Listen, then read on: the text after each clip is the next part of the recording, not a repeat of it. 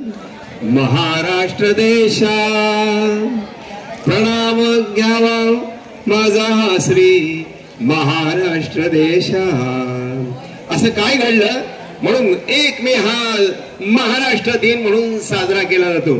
1 मे 1960 रोजी भाषा प्रांतवार रचनेनुसार मराठी राजभाषा असलेला महाराष्ट्र राज्य निर्माण झाला। हे महाराष्ट्र राज्य निर्माण होण्यापूर्वीची कथा इकडे फार महत्वाचं आहे। इसवी सन 1618 1618 मध्ये ब्रिटिशांनी बॉम्बे प्रांत बॉम्बे प्रेसिडेन्सी हा राजकीय विभाग निर्माण केला। या बॉम्बे मुंबई प्रांतात पश्चिम गुजरात, महाराष्ट्राचा पश्चिम भाग, वायव्य कर्नाटक, पाकिस्तानातील सिंध, कराची म्हणजे कराची सुद्धा आपल्या मुंबईमध्येच होती हे लक्षात ठेवा।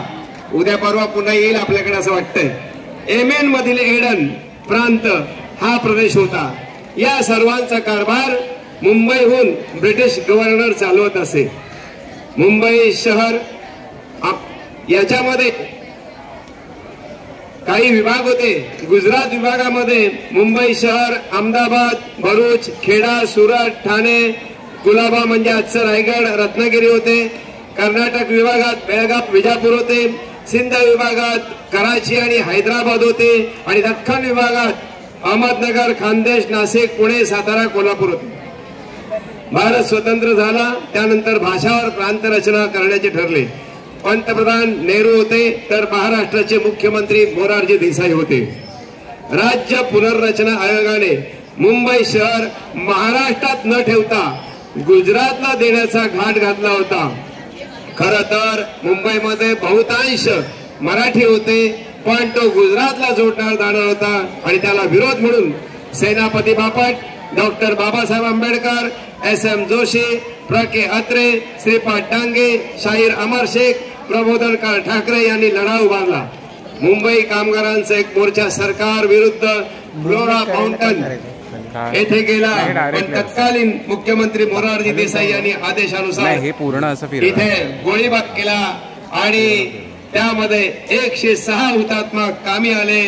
आजही त्याची निशाणी हुतात्मा चौक फ्लोरा फाउंटन येथे आहे आणि अशा प्रकारे मुंबई महाराष्ट्राला या बलिदानाच्या निमित्ताने जोडली गेली आणि 1 मे 1960 रोजी महाराष्ट्र राज्य निर्माण झाले आणि दरवर्षी या प्रीत्यर्थ आज महाराष्ट्राचं परेड चालतं। विविध अशा प्रकारचे कार्यक्रम होत असतात। या दिनानिमित्त मराठा वृत्तपत्राने म्हणजे प्र.के. अत्रेंनी फार मोठं काम केलं।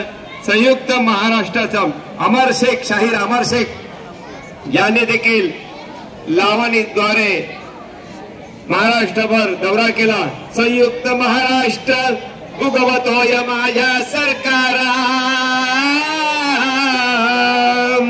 खुशाल कोंबड झाकून धरा। अहो किती प्रयत्न केला तरी मुंबई मराठीपासून माणसाचीच राहील आणि हाच तो आग्रह होता आणि त्यातूनच हा आजचा दिवस उजाडला। अशा या महाराष्ट्राचे 6 विभाग आहेत। त्यातील कोकण विभागात मुंबई शहर, उपनगर, ठाणे, रायगड, रत्नागिरी, सिंधुदुर्ग, पालघर येतं। पुणे विभागात पुणे, सोलापूर, अहमदनगर, सांगली, सातारा येतो। नाशिक विभागात नाशिक, धुळे, नंदुरबार, जळगाव जिल्हा येतो। छत्रपती संभाजीनगर म्हणजे पूर्वीचा औरंगाबाद विभागात संभाजीनगर, जालना, बीड, परभणी, हिंगोली, उस्मानाबाद, लातूर, नांदेड येतात। अमरावती विभागात अमरावती, यवतमाळ, बुलढाणा, अकोला, वाशिम जिल्हे येतात आणि नागपूर विभागात नागपूर, भंडारा, गोंदिया, चंद्रपूर, गडचिरोली जिल्हे येतात।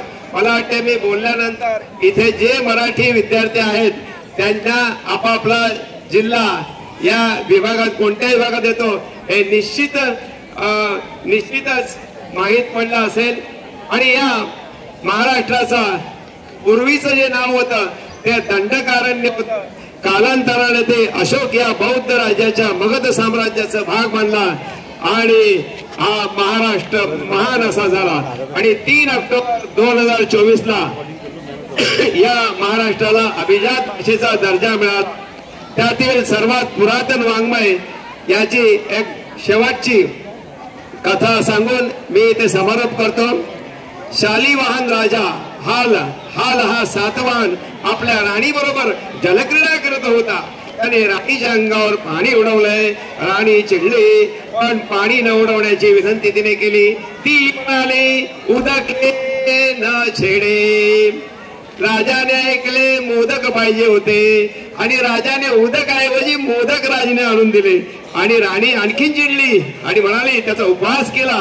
मग राजा रागवला आणि राजा रागवला, उद्विग्न झाला. त्याने सरस्वतीची आराधना केली. सरस्वती माता प्रसन्न झाली आणि प्रसन्न झाल्यावर त्याने म्हटलं, या महाराष्ट्र राज्यातील सर्व लोक कवी आणि विद्वान म्हणू दे. आणि त्यानुसार महाराष्ट्र राज्यामध्ये अनेक कवी आणि कोट्यावधी कविता झाल्या. या कविता नंतर एडिट करून, म्हणजे आता जसे केलं आहे एडिटिंग टीम होती तसं एडिट करून 700 श्लोकांची गाथा सप्ताहाती स्थापन केली. त्या तऱ्हेने हा पुरातन वाङ्मय आहे आणि म्हणून आपल्याला हा अभिजात दर्जा मिळाला आहे. बोला पुंडलिक वरदे हरी विठ्ठल श्री ज्ञानदेव तुकाराम ज्ञानेश्वर महाराज की, छत्रपती शिवाजी महाराज की.